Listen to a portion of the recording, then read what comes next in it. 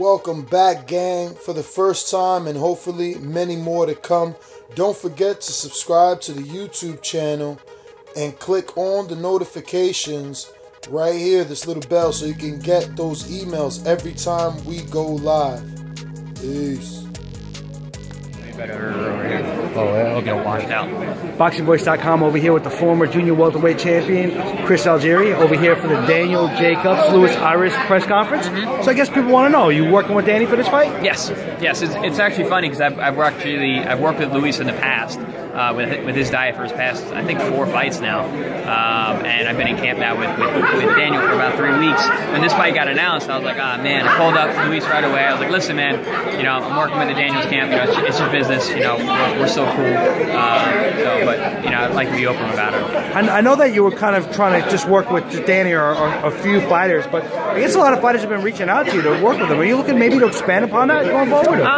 Yes and no. I mean, to the extent that I'm working with Danny, I really can't do that too much. You know, it takes 2 months out of my year, and I gotta be with him day to day. But there are a lot of other fighters that I work with that I do remotely. But you know, I also want to be able to give them all proper instruction, so I can't take on too many people. Right, exactly. And you do a lot of work.'re really diligent in what you do. So to be spread out across many fighters, you're not going to be able to give them that one-on-one attention. Exactly. You want to get everything done precisely. I want to do a good job. So now, we haven't seen you in the ring in a while now. I remember the last fight against Errol. I was there ringside, and I remember the last shot that he landed, and it looked like you were looking to throw the right, and he looped the left over it.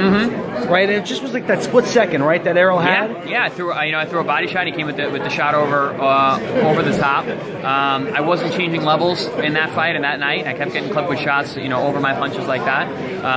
You know, it's just one of those things, you know. And I mean, you took in the earlier rounds, you got knocked out, but you took the shots pretty good. I saw you on the canvas.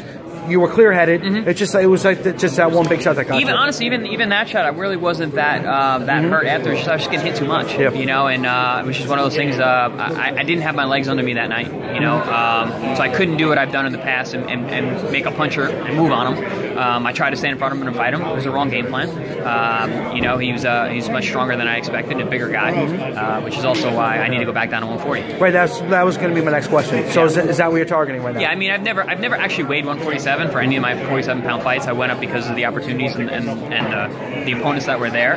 I think even for the Errol fight, I was 145 pounds for the weigh-in. It wasn't hard to make at all. So I think I'm just better suited for the junior welter. As far as 140 is concerned, do you have a ranking there right now, or do you want to fight where you can fight somebody in the top 10 at 140 to crack those 140 ratings? So maybe in your second fight at 140, you can get the belt back. I think as soon as I come back and get a couple wins and get a little momentum, I'll be right back in the top 10 ratings, no problem. You know, I think I've done a lot in the past, and I think I go out there and go back to true to form and come back like I never left, and I think I'll be right back up there. Yeah, I mean, you should still be able to get a relatively good WBO rating. You are the former champion. Usually the sanctioning bodies do rate that. So yeah, that would be great to see. Now that Crawford left 140, there's a lot of openings in that division, and for somebody like yourself to take over. So do you have a timetable of when perhaps you'd like to get something on the calendar? Sooner the better. Okay. Sooner the better. I mean, I'm training hard now. I do everything alongside Daniel in camp, so you know, I'm going to be in great shape, and just hopefully we can get something on the docker.